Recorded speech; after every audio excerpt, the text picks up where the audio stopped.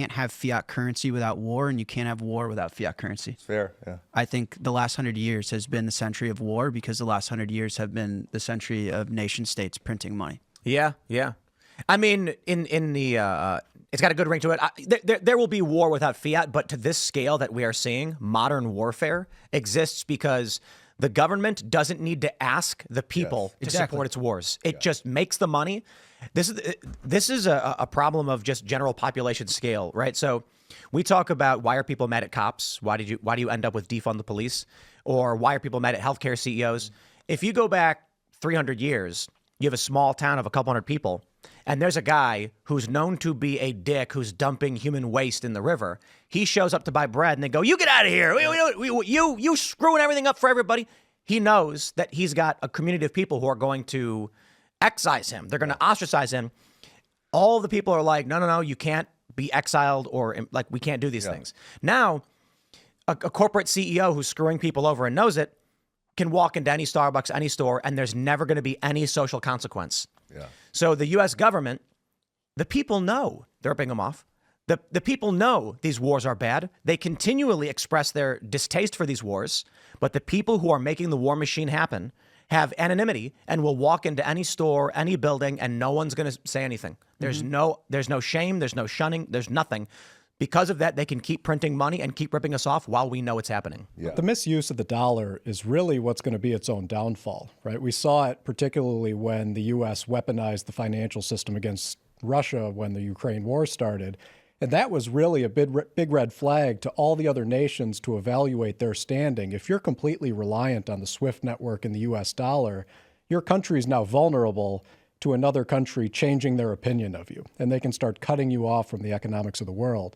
And I think that was a really eye-opening event where now that we do finally have an alternative that's decentralized, that's not held within any one country's borders, they're looking at this as an opportunity to say, look, if the United States is going to bully us around by having the global reserve currency right now, and they're going to put pressure on our economics of our country if we don't do what they're looking for, we have to look for an alternative. And you're seeing it with BRICS right now, right? Russia's starting to mine Bitcoin, and they're starting to set up mining facilities in other BRICS nations as well.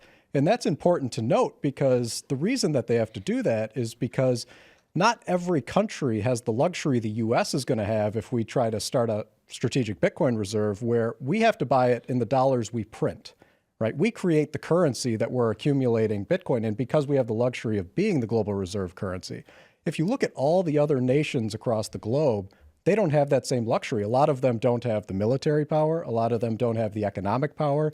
And a lot of them surrendered their own currencies to use the U.S. dollar. So if you're one of those nations and you see a country, even like the United States, evaluating making a change, whether it's defensive or not, right? It's a defensive move. We shouldn't pretend that it isn't right now because the other big nations have said, we're going to look at bringing this on. But if you're a smaller country that doesn't have the luxury of printing the currency that you're going to buy and accumulate the Bitcoin in, you have to move first before the giants get in. I do like your point, though, in that, because it's the same thing in 2008, is that if there's no punishment, consequences for poor behavior, society can't function. 2008, the government didn't let the business cycle complete. If the banks messed up, then they should have gone under, right? And point being there is what I do think we're living through today with the red wave in the recent election is a reversion back to what's real. Is if you don't allow yourself to be governed by the immutable laws of Mother Nature, you screw humanity up. We are destined to be, that's what gold was. Gold was a good money for a long time because it's governed by the laws of Mother Nature. If you try and abstract your own universe, like your own Narnia, and govern human beings and society, abstracted too far away from Mother Nature, you screw things up. That's when people are like, I'm just going to have a Beyond Beef burger instead of a ribeye. Are you nuts? Right? That's when humans get so abstracted away. And it's like, but what I'm inspired by right now in America is a reversion back to what's real. Fuck those burgers. I'm going to eat a steak, right? At some point, people were educating me in university that the way government was spending money and going to war was a good thing, right? At some point, someone was saying, no, Bitcoin's bad. But now Trump wants to buy Bitcoin. Now people are eating ribeyes. I do think that we will see a reversion back to the means. There's a lot of cyclical behavior in this stuff. And we got too far abstracted, society did, and punished badly for not being governed by the universe, in my opinion. Well, so let me ask you guys a question. Trump's talked about a strategic Bitcoin reserve. Yes.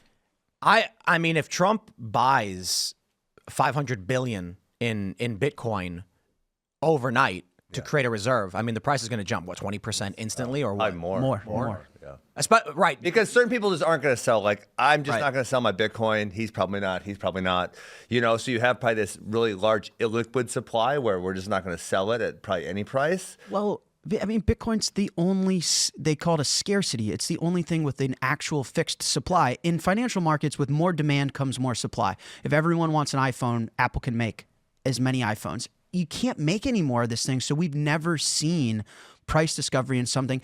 The only thing that's as scarce as Bitcoin is your life, is time. You're right. So Isn't there so I lost about 20 Bitcoin 12 years ago. I had a laptop. RIP. What are you thinking, Tim? Well, I mean, it was worth $1 something. Like it was like $27 on my laptop. Yeah. And so it got destroyed in a fire. Not by fire, but by the sprinklers. Just wiped the whole thing out. And I was like, whatever. I threw it in the garbage. Yeah. Thanks for watching this clip from the Culture War podcast. We're live every Friday, 10 a.m. to noon. So subscribe and come hang out.